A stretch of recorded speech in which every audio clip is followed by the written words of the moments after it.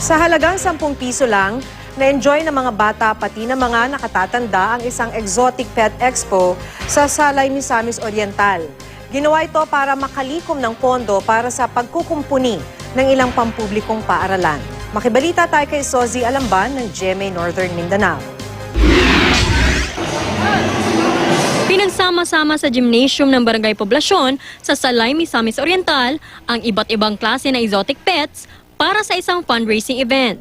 Kabilang sa mga ito ang Motoro Stingray, Sugar Glider, Bearded Dragon Reptile, Tarantula, Brown Rat Snake, mga pagong, pati na kangaroo na karaniwang sa Australia lang makikita. Maaari namang hawakan ang albino snake na ito na may habang 8 talampakan.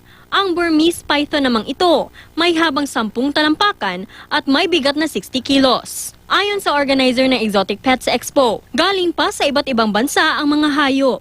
Sa halagang 10 pesos lang, pwede nang makita ang exotic animals. Layunin ng organizers ng event na makalikom ng pondong gagamitin sa pagkukumpuni sa mga pampublikong paaralan para sa susunod na school year. Masaya ang mga pumunta dahil nakakita na sila ng mga kakaibang hayop. Nakatulong pa sila. Kalagsara gini mahita mo sa amo din eh. Excited gidaghan di kaya ko lang kita nga wala sa amo.